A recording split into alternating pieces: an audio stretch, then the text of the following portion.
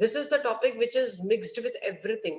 You can have question on salary and business. You can have question on business and house property, business and other resources, business and capital gains. ठीक है, ऐसे करके आपको ये business का topic जो है, बिजनेस और प्रोफेशन का ये टॉपिक आपको प्रॉपरली करना है. ये टॉपिक बहुत सारे टॉपिक्स के साथ मर्ज हो जाता है, मिक्स होके प्रॉब्लम बन के आता है. तो प्लीज ध्यान देना बिजनेस एंड प्रोफेशन क्या है. अब देखो हम लोग यहाँ पे दो वर्ड्स यूज कर रहे हैं. Let me clarify with the concept first. यहाँ पे हम लोग एक वर्ड यूज कर रहे, दो वर्ड्स यूज कर रहे हैं. एक हम वर्ड यूज कर रहे हैं बिजनेस और एक वर्ड यूज कर रहे हैं प्रोफेशन. दोनों कभी भी मिक्स नहीं हो सकते हैं, प्लीज रिमेम्बर. इसके लिए बीच में दिया हुआ है आपको और. ओके, बीच में दिया हुआ है और, because either you can go for business और you can go for profession. ठीक है, अब ऐसे नहीं है कि बिजनेस और प्रोफेशन साथ में नहीं चल सकते, लेकिन एक ही लाइन के नहीं चल सकते. जैसे अगर एज अ टीचर मैं पढ़ा रही हूँ, ये मेरा प्रोफेशन है. अगर एज अ टीचर मैं क्लासेस चला रही हूँ तो वो मेरा बिजनेस हो गया. तो मैं अगर कॉलेज में भी अपने क्लासेस की तरह ही काम कर रही हूँ, यानी कि एज अ प्रोफेशनल मैं वहां पे भी बिजनेस कर रही हूँ, तो that is wrong, illegal. Similarly lawyer is a professional, लेकिन lawyer can have a consultancy firm also. अपना बिजनेस भी जमा सकता है, वो बिजनेस भी कर सकता है, लेकिन दोनों मिक्स नहीं करेगा. जब वो कोर्ट में अपने आप को रिप्रेजेंट करता है, अपने क्लाइंट को रिप्रेजेंट करता है, वो प्रोफेशनल बन के रिप्रेजेंट करता है, बिजनेसमैन बन के नहीं. हाँ, बिजनेसमैन बन के करेगा तो वो उसको बोलेगा तुझे ये केस जीत के दूंगा, तो मुझे इतना पैसा दे. एक्चुअली ऐसा ही होता है, रियलिटी कुछ ऐसी ही है, लेकिन फिर भी on paper. Doctor, let take example of doctor. Doctor is a professional, correct. जब आप उसके पास जाते हो, आप कभी ये सोचते हो कि डॉक्टर आपको अननेसेसरी की दवाइयां लिख के दे क्योंकि उसको प्रॉफिट कमाना है, बिजनेस कमाना है, बिजनेस करना है. कोरोना को डॉक्टर्स ने बिजनेस बना दिया, ये हम सुनते हैं, करेक्ट, लोग बोलते हैं. तो ये एक्चुअली गलत है, इलीगल है. डॉक्टर का काम प्रोफेशनल का काम है, बिजनेस का काम नहीं है वो. So you have to understand there is a small line of difference between business and profession. Business is something जहां पे आप प्रॉफिट के लिए काम करते हो, आपको प्रॉफिट एंड लॉस अकाउंट बनाते हो, उसमें प्रॉफिट दिखाते हो. प्रोफेशन इज समथिंग जहां पे आप सरप्लस या शॉर्टेज दिखाते हो by making receipt and payment account. Okay, receipt and payment account बनाते हो आप, या फिर बैंक अकाउंट बनाते हो, जिसमें से आप बताते हो कि कितना पैसा आया, कितना पैसा गया, और मेरा कितना इनकम एंड एक्सपेंडिचर अकाउंट जिसको आप बोल सकते हो. So we make income and expenditure account to show surplus. We cannot say I have a profit from profession. Profession profit नहीं देता है. Profit दिया तो वो तो फिर business हो गया. अगर एक टीचर प्रोफेशनल नहीं बन के बिजनेसमैन बन जाएगी, तो बच्चों को फेल करेगी और बोलेगी पैसा दो, ट्यूशन पे आओ मेरे पास और फिर मैं तुमको पास कर रही हूँ, तो वो तो बिजनेस हो गया. इतना पैसा दो, पास हो जाओगे, that is a business. So professional can not mix up his और हर प्रोफेशन एज अ बिजनेस. इसके लिए ये दो नाम अलग अलग है, टॉपिक एक ही है, लेकिन दोनों नामों में फर्क है. तो जब आपको प्रॉब्लम आएगा ना प्रोफेशन का, तो वहां पे आपको दिया रहेगा surplus. Lawyer, chartered accountant, advocate, ये सब प्रोफेशनल्स, डॉक्टर, ये सब प्रोफेशनल्स बन के आते हैं. और प्रोफेशनल्स का प्रॉब्लम में आपको दिखता है इनकम, एक्सपेंडिचर, सरप्लस या डेफिसिट, जो भी रहेगा. और अगर कोई बिजनेसमैन है, कोई ट्रेडर है जो लेने देने, खरीदने बेचने का काम करता है, तो वहां पे आपको मिलेगा प्रॉफिट एंड लॉस अकाउंट, जिसमें आप क्लियरली दिखाई देगा या तो नेट प्रॉफिट या तो net loss. So there you have to understand the difference. Okay, चलो आगे बढ़ते हैं. आई होप तुम लोग को समझ में आ रहा है. नहीं समझ में आए, please raise your hand and let the things be clear. ये क्यों बताना जरूरी है, जब आप ऊपर हेडिंग लिखते हो, प्रॉब्लम आपको दिया हुआ है, नीचे दिया हुआ है प्रॉफिट एंड लॉस, और प्रॉफिट एंड लॉस में से आपको लिखा हुआ है find out the taxable income. आपने उसमें प्रॉफिट एंड लॉस में देखा नेट प्रॉफिट, तो आप ऊपर लिखोगे इनकम फ्रॉम बिजनेस.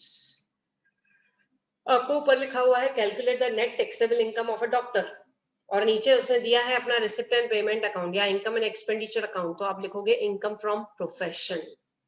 यहीं से पता चलता है कि स्टूडेंट को क्लियरली मालूम है कि बिजनेस क्या है, प्रोफेशन क्या है. ओके, सो चलो let us continue with it. अब बिजनेस में कुछ चीजें अलाउेबल है, कुछ चीजें नॉट अलाउेबल है. क्या चीजें अलाउेबल हैं, क्या चीजें नॉट अलाउेबल हैं, that you have to understand. ठीक है, अब देखो एक simple profit and loss account अगर मैं बनाती हूँ, जस्ट से P L account, trading and profit and loss account, तो उसमें कुछ बिजनेस के रेगुलर एक्सपेंडिचर्स हैं जो मुझे अलाउड है, जैसे रेंट पे करना, सैलरी पे करना, ये सब अलाउड है, ठीक है। इंटरेस्ट ऑन कैपिटल, मैंने किसी से लोन ले लिया, उसके ऊपर वो पे करना, बैड डेब्ट्स, वो सब चीज, ये सब चीजें कैसे ठोस है, इसके लिए अलाउड है। आप ये अगर खर्चे नहीं करोगे, बोनस नहीं दोगे, एक्सपेंडिचर डेप्रिसिएशन नहीं दिखाओगे, तो नेचुरली आपका बिजनेस नहीं चलने वाला है। सो कुछ रेगुलर एक्सपेंडिचर है जो बिजनेस में अलाउड होता है। तो मान लो मैंने दिखाया है मेरा इनकम यानी कि सेल्स, मेरा इनकम है, let us take an example 25 lakhs, और मेरा एक्सपेंडिचर है regular expenditure, let us assume 5 lakhs, और मेरा आंसर, सॉरी,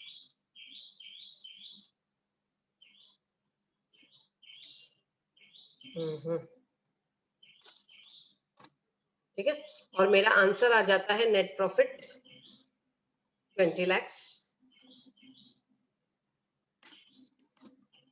और मुझे मेरा सीए बोलता है please pay the tax. 1 2 3 4 5 6, okay, CA बोलता है टैक्स पे करो। ये मेरा normal profit and loss account है। तो मैंने जब एक्सपेंडिचर देखा 5 लाख है और इनकम है, मेरा प्रॉफिट है 20 लाख रुपया, बहुत अच्छी बात है, 20 लाख रुपया प्रॉफिट है, और मुझे सीए बोलता है आपको इसके ऊपर टैक्स भरना है। टैक्स कितना भरना है, तो मैंने कैलकुलेशन किया, तो टैक्स आता है अराउंड 20 लाख के ऊपर कुछ 20% तक आता है, 40,000 रुपए, ठीक है, नहीं 4 लाख रुपए, 20% 4 लाख रुपए।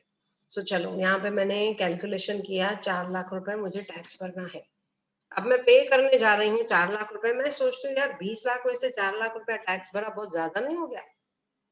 तो मैं अपने सीए को बोलती हूँ मैं क्या करूँ? सीए बोलता है काम करो, आप एक्सपेंडिचर बढ़ा दो, ऑन पेपर एक्सपेंडिचर बढ़ा दो। ये रियलिटी है जो मैं आपको बता रही हूँ। रियलिटी में बिजनेसमैन ऐसे ही करते हैं। What they do is on paper they increase their expenditure. How they increase their expenditure? They increase their expenditure by putting fictitious expenses या पर्सनल एक्सपेंसेस। मैंने सोचा इस 5 लाख को मैं 15 लाख कर देती हूँ।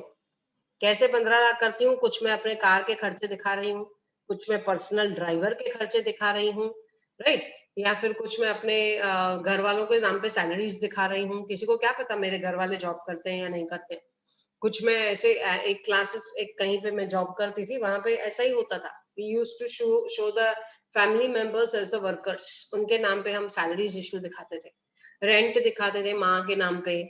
ओके, माँ की जगह है ना, माँ को रेंट दे रहे हैं मंथली 10-10 हजार, 20-20 हजार, तो साल का 2,40,000 आपका उधर एक्सपेंडिचर आ गया। ऐसे करके आपने बहुत सारे कुछ डोनेशंस दिखा दिए। बेड डेप्स 50,000 है, किसको क्या पता 50,000 है, मैं बोलती हूँ मेरे बेड डेप्स 5 लाख रुपए है। तो ऐसे करके कुछ एक्सपेंडिचर्स, अनरियलिस्टिक एक्सपेंडिचर्स या फिर कुछ पर्सनल एक्सपेंडिचर्स हम यहाँ पे लगा देते हैं। बेटे की शादी में 20 लाख रुपया खर्चा हुआ, दिखा दो बिजनेस एक्सपेंडिचर। मीटिंग का खर्चा हुआ, ऐसे करके दिखा दो 20 लाख रुपया। सो ऐसे करके आपने अपना टोटल इनकम कितना दिखा दिया? सिर्फ 10 लाख रुपए। 25 में से 15 खर्चा दिखा दिया। खर्चा है नहीं पर दिखाया। क्यों दिखाया? Because you have to reduce your profit, you have to reduce your tax. तो जैसे ही आपने 10 लाख रुपया प्रॉफिट दिखा दिया, तो आपका इनकम टैक्स ऑटोमेटिकली कम हो गया 2 लाख रुपया, राइट। सो ये आपकी शातिर दिमाग है, आपका स्मार्टनेस है। आपको क्या लगता है इनकम टैक्स वाले स्मार्ट नहीं है? They are more smarter than you. उनको मालूम है झोल कहाँ कहाँ होता है, कहाँ कहाँ मिसमैनेजमेंट होती है, कहाँ कहाँ एडजस्टमेंट्स होती है। So what they do is, आप एडजस्टमेंट्स करो उससे पहले ही वो स्क्रूटनी करते हैं और फाइंड आउट करते हैं where are the mistakes, what are the mismanagements you have done. So and accordingly they disallow that expenditures. आपने वो एक्सपेंडिचर अलाउ किया, ऐड किया अपने डेबिट में, वो लोग उसको डिसअलाउ करेंगे, मतलब आपके प्रॉफिट को बढ़ाते जाएंगे। आप दिखा रहे हो 2 लाख रुपया मेरा ड्राइवर का पर्सनल एक्सपेंडिचर, वो बोलेंगे this is not allowed, this is not allowed. 2 lakh cut कर दिया, 2 लाख कट कर दिया, तो आपका नेट प्रॉफिट कितना हो जाएगा? 12 लाख, राइट। फिर उन्होंने, आपने दिखाया रेंट माँ के नाम पे 3 लाख रुपया, वो बोलेंगे दिस इज नॉट अलाउड, माँ ने तुमको प्रॉपर्टी दी है, प्रॉपर्टी तुम्हारी है, रेंट किसको दे रहे हो? वसीयत में लिखा हुआ है प्रॉपर्टी तुम्हारी है, तो रेंट आप किसको दे रहे हो? या माँ की डेथ हो गई है, रेंट किसको दिखा रहे हो? ये तो गलत खर्चा दिखा रहे हो। तो 3 लाख रुपया, दिस इज डिसअलाउड। डिसअलाउड मतलब आपका प्रॉफिट हो जाएगा यहाँ पे वापस 3 लाख बढ़ जाएगा, यानी कि ये हो जाएगा 15 लाख रुपए, करेक्ट। ऐसे करके आपका यहाँ पे एक्सपेंडिचर भी रिड्यूस होता जाएगा। वो लोग उतना एक्सपेंडिचर डिसअलाउ करेंगे, मींस जो अलाउ करेंगे that will be less. So ये एक तरीका होता है to show, to adjust with your profits. आपका बनाया हुआ प्रॉफिट एंड लॉस अलग रहेगा, इनकम टैक्स का कंसिडर किया हुआ प्रॉफिट एंड लॉस अलग रहेगा। अब यहाँ पे जो आपको कैलकुलेशन करनी है ना, ये कैलकुलेशन होगी as per income tax rules. Okay, as per income tax rules. जो आपको प्रॉब्लम में दिया रहेगा ना, वो बिजनेसमैन ने दिया है। मान लो मैं बिजनेसमैन हूं, मैंने अपना प्रॉफिट एंड लॉस अकाउंट आपको दिया है, ठीक है, प्रॉब्लम में दिया हुआ है, Savita a businessman gives you the following information, gives you the following profit and loss account, calculate the taxable income. तो आप क्या करोगे, उसमें से सविता ने कितना झूठ बोला है वो झूठ पकड़ोगे और मेरा एक्चुअल इनकम टैक्सेबल निकालोगे as a income tax officer. ठीक है, इनकम टैक्स में आप इनकम टैक्स ऑफिसर हो। सो इनकम टैक्स ऑफिसर बनके you have to calculate your income from business और प्रोफेशन, जो भी प्रॉब्लम दिया रहेगा। ठीक है, so this is how your problems will work. अब यहाँ पे कुछ स्पेशल एक्सपेंडिचर्स हैं जो मैं बोलती जाऊंगी and I want you to note down. ये स्पेशल एक्सपेंडिचर्स ऐसे हैं जो अलाउड होते हैं। ओके, कुछ एक्स्ट्रा इनकम्स होती हैं जो अलाउड होती हैं, जिसके बारे में हम नॉर्मली नहीं जानते हैं। सो वो कौन से एक्सपेंडिचर्स हैं या वो कौन से इनकम्स हैं विच आर अलाउड, कौन सी चीजें हैं, कौन से आइटम्स हैं, मैं ऊपर लिख देती हूँ। Items considered under the head business or profession। ठीक है, कुछ आइटम्स हैं जो हम लोग पहली बार सुन रहे हैं। सबसे पहले तो नॉर्मल आइटम्स, नॉर्मल एक्सपेंडिचर मैंने आपको बताया, जो भी है, रेंट है, स्टॉक है, परचेजेस, सेल्स, उनके ऊपर कमीशंस, आपका डेप्रिसिएशन, ये सब आपको अलाउड होता है। These are the normal expenditures that is allowed. उसके बाद कुछ कॉम्पेंसेशंस, कुछ कॉम्पेंसेशंस, जैसे कोई पर्सन आपके पास पार्ट टाइम काम कर रहा है, कुछ कंसल्टेंसी दे रहा है, या किसी ने आके लेक्चर ले लिया, उसको हमने ऑनरेरियम दे दिया, उसने बोला नहीं था लेकिन हमने ऐसे ही उसको खुशी से 1000 रुपए का वाउचर दे दिया, तो ये कॉम्पेंसेशंस में आता है and these compensations are allowed. Please understand, अगर मेरा डिपार्टमेंट, समझो मुझे मेरे बिजनेस के लिए जीएसटी के बारे में किसी कंसल्टेंट को बुला के पूछना है, कंसल्टेंट मेरा दोस्त है, मैंने उसको बोला यार चाय पे आ जाना, जरा चर्चा करते हैं, और मुझे मेरे स्टाफ को बता के जाके जीएसटी का कैलकुलेशन कैसे करना चाहिए, रिटर्न्स कैसे फाइल करने चाहिए, बिलिंग कैसे करना चाहिए, थोड़ा आके उनको गाइड करके जा। तो वो आता है, चाय पे चर्चा होती है, और उस चाय के चर्चा के ऊपर आपने खर्चा किया, लेटेस्ट से उसको खिलाया पिलाया, बड़ी होटल में से खाना वाना मतलब एक नाश्ता वाश्ता मंगवाया, 1000 रुपया वो खर्चा, और वो जब जाता है तो हम उसको 1000 रुपए का पैकेट पकड़ाते हैं, क्योंकि बेचारे ने अपना टाइम दिया। वो नहीं लेगा एज अ फ्रेंड, वो बोलेगा पागल है क्या, नहीं, लेकिन हम लोग उसको बोलते हैं नहीं नहीं यार, तूने अपना टाइम दिया है, राइट। सो 1000 का उसको हमने वाउचर पकड़ा दिया, कैश पकड़ा दिया, so that becomes 2000 rupees your normal compensation. So ये पार्ट टाइम वर्कर हो या फुल टाइम वर्कर हो, जो आपका रेगुलर एम्प्लॉय नहीं है, लेकिन ही और she is working for your companies upliftment, for the benefit of the business, so that is called as compensation and that compensation is allowed. खाली आपको प्रूफ दिखाना है। ऐसे नहीं किसी बेटी के समझो ससुर को मैंने बुला लिया, दामाद को बुला लिया, चला जा चाय पे चर्चा करते हैं, और कोई टॉपिक नहीं है, खिलाया पिलाया उसको खुश रखने के लिए ताकि वो मेरी बेटी को खुश रखे। अगर ऐसे कुछ मैं कर रही हूँ जिसका कोई ठोस प्रूफ नहीं है, सो that is not compensation, that will not be allowed. याद रखना, बिजनेसमैन ये सब चीजें करते हैं।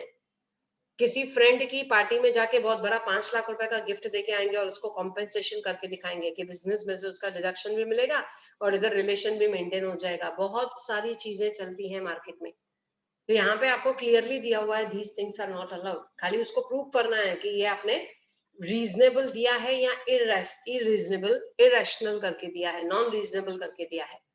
Okay, so compensation to any agency or any businessman, part-time person, full-time person, किसी को भी आप compensation दे रहे हो for any benefit to the business, that is allowed. उसके बाद next आता है, which is next item जो आपको ध्यान में रखना है, that is income from any association. Income from any association or trade for non-competing. Please ध्यान देना इन चीजों पे, जिसको हम लोग बोलते हैं non competing fees.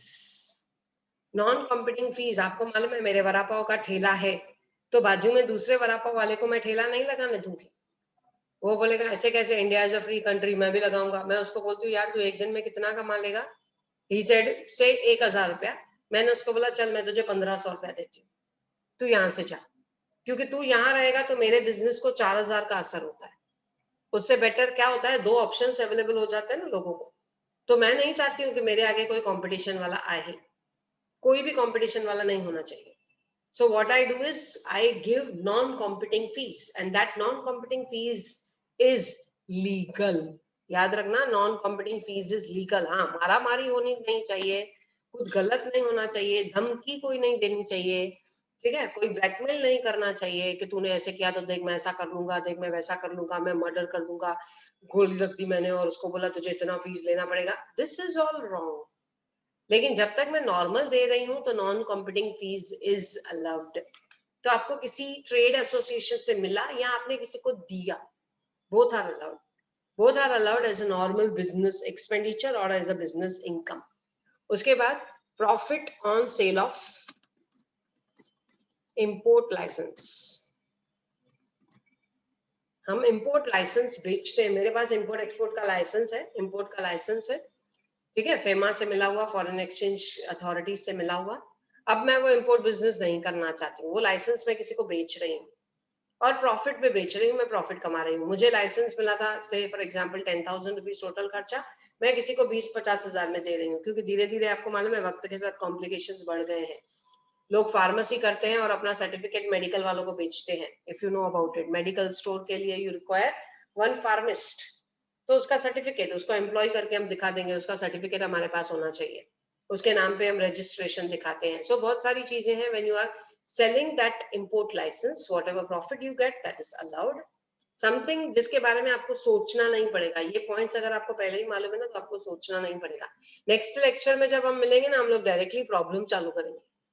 Okay, problem के मैं क्लिक्स भेजूंगी एंड देन वील स्टार्ट। और कंटिन्यूअस अभी तुम्हारा लेक्चर 11 बजे मैं लूंगी, 2-3 दिन तो कंटिन्यूअस लूंगी एटलीस्ट, या फिर जैसा भी होगा। अगर नीतू मैडम 1-2 दिन ले रही है, बाद में एटीकेटी एग्जाम के कारण वो नहीं ले पाई, तो I will be continuing with it, no problem. Yes, so उसके बाद नेक्स्ट आता है export assistant, assistance from government. आपको मालूम है हमारी गवर्नमेंट एक्सपोर्ट्स को बहुत ज्यादा इंपॉर्टेंस देती है, क्योंकि एक्सपोर्ट किया तो आपको फॉरेन एक्सचेंज मिलता है। फॉरेन एक्सचेंज है तो कोई भी कंट्री सॉल्वेंट मानी जाती है। तो जो भी एक्सपोर्ट असिस्टेंस आपको मिला, आपका इंपोर्ट एक्सपोर्ट का बिजनेस है, आप कुछ माल बाहर बेच रहे हो, गवर्नमेंट आपको हमेशा सपोर्ट देती है, बाहर भेजने के लिए सपोर्ट देती है, इंपोर्ट के ऊपर लाइसेंस चार्ज करती है, फीस चार्ज करती है। ज्यादा बाहर का माल इधर लेके आओगे तो लोगों को आदत पड़ जाएगी, तो आपको वो कॉस्टली पड़ जाता है। और यहाँ से बाहर भेजोगे तो बहुत अच्छा है, गवर्नमेंट को फॉरेन इनकम मिलती है, they give you assistance, they give you aid. तो एक्सपोर्ट असिस्टेंस जो भी आपको मिला वो इनकम साइड आप दिखाते हो, and that is loved income. Okay, something that normally हम अपने trading profit and loss account में नहीं दिखाते हैं, लेकिन that is allowed as per income tax. उसके बाद next is your duty drawback. Duty drawback का मतलब है, नॉट ड्रॉबैक मतलब कोई डिफेक्ट नहीं, यहाँ पे हम बात कर रहे हैं रिफंड की। मैंने कोई कस्टम ड्यूटी एक्स्ट्रा पे कर दी, मैंने कोई एक्साइज ड्यूटी एक्स्ट्रा पे कर दी और मुझे वो रिफंड मिल रहा है, that is allowed. Okay, that is allowed as a income. 10,00,000 रुपया मैंने पे कर दिया था, 8,000 बनता है मेरा, 2,000 मुझे वापस मिल गया custom duty, duty drawback, that is considered as a normal income. उसके बाद कुछ डिफिकल्ट कुछ ऐसे वर्ड्स हैं स्कीम्स के जिसको आप जस्ट सुन लो, याद रखने की जरूरत नहीं है, जस्ट सुन लो। जैसे ड्यूटी एंटाइटलमेंट,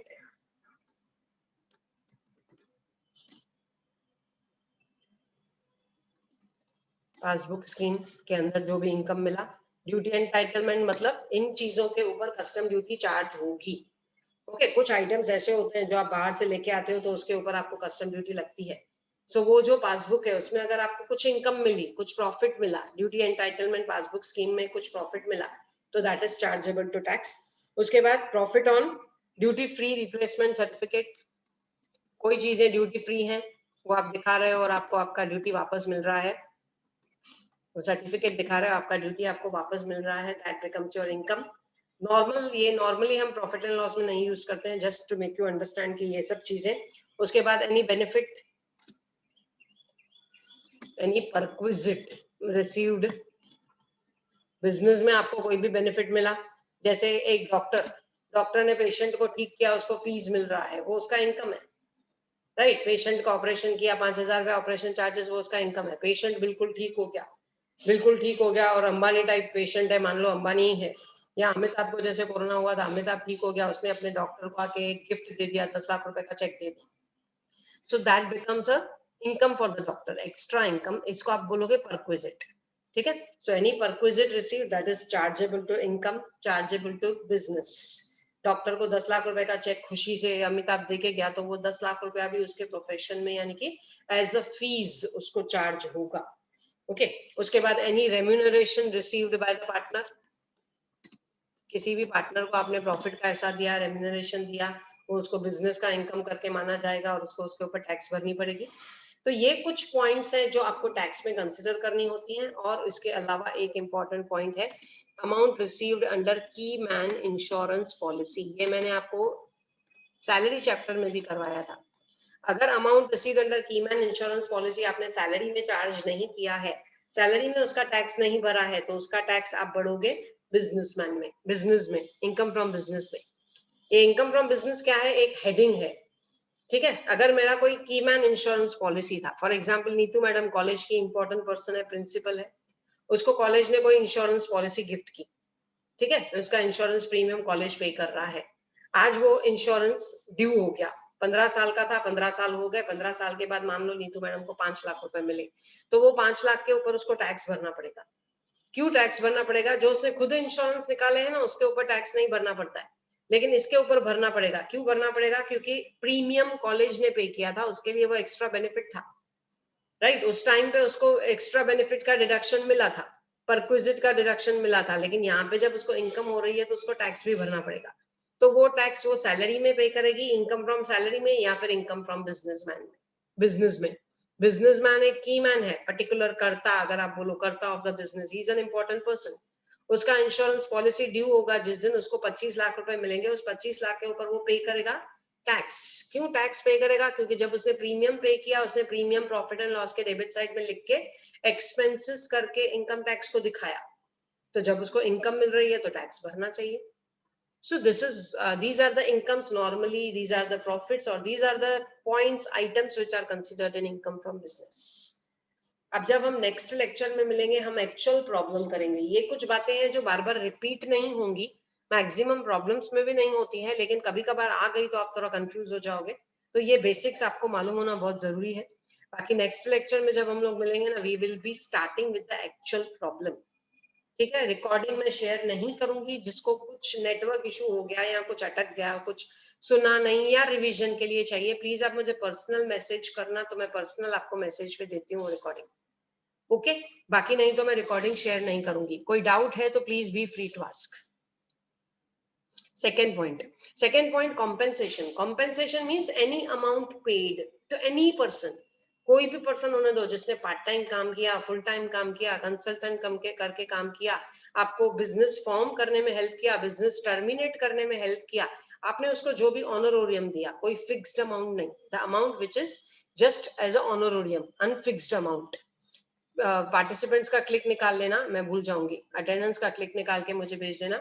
ओके, उसके बाद duty drawback. Duty drawback is refund. मैंने 10,000 रुपया टैक्स पे किया, उसमें से मुझे 2,000 रुपया वापस मिला, वो 2,000 मेरे बिजनेस का इनकम हो जाएगा and that will be taxable. Okay, second में फैमिली छोड़ के सबको, ऑफ कोर्स फैमिली छोड़ के सबको, फैमिली हम कैसे दिखाते हैं, यू नो, ये तो बोलने की बात है, फैमिली छोड़ के सबको, हम लोग फैमिली को एज एन एम्प्लॉइज दिखाते हैं, फैमिली मेंबर्स का, एम्प्लॉइज का सैलरीज दिखाते हैं, वो बहुत कुछ होता है। अदरवाइज नॉर्मली ऐसा कोई रूल नहीं है कि फैमिली छोड़ के सबको, वो कोई भी हो सकता है। मेरा भाई सीए है, वो मुझे बिजनेस सेटअप करने में हेल्प करता है, उसको दिया मैंने compensation, that can be shown. ठीक है, that can be shown, that is allowed. So family members भी अलाउड है इसमें, ऐसा कुछ नहीं है कि फैमिली छोड़ के सबको बाकी compensation we can give to anyone. खाली उसका ठोस रीजन मुझे इनकम टैक्स को अगर क्वेश्चन हुआ तो दिखाना पड़ेगा। Okay, yes, anything else? दिखा रही हूँ मैं पॉइंट्स, आपको देख लो, कुछ भी है डाउट पूछ लो। 7th and 8th point, duty entitlement passbook, ये ना सिर्फ नाम है सुनने के लिए।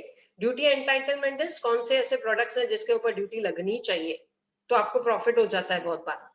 ठीक है, बहुत बार इन चीजों से प्रॉफिट हो जाता है, बहुत बार इन चीजों से एक्सपेंडिचर हो जाता है, लॉसेस हो जाते हैं, तो ये आप इनकम टैक्स में यानी कि बिजनेस एंड प्रोफेशन में दिखाओगे। फिर ड्यूटी फ्री रिप्लेसमेंट सर्टिफिकेट, कोई प्रोडक्ट ऐसा है जो ड्यूटी फ्री है, आपने उसका सर्टिफिकेट दिखा दिया, आपको उसका पैसा वापस मिल गया, that becomes your income from business. Okay, just last 1 minute is remaining. कोई डाउट है आप लोग मुझे मैसेज कर देना. I am stopping with the share. Message कर देना, नहीं डाउट नहीं है. Tomorrow also you can ask. यहाँ जब प्रॉब्लम्स होंगे तो further clarification will be there. So ज्यादा टेंशन मत लो, बहुत इजी टॉपिक्स हैं. खाली आपको रेगुलर लेक्चर्स अटेंड करने हैं और थोड़ा प्रैक्टिस करते रहना है. बाकी कुछ भी डिफिकल्ट नहीं होने वाला है. ओके, सो चलो, take care. We'll meet tomorrow again.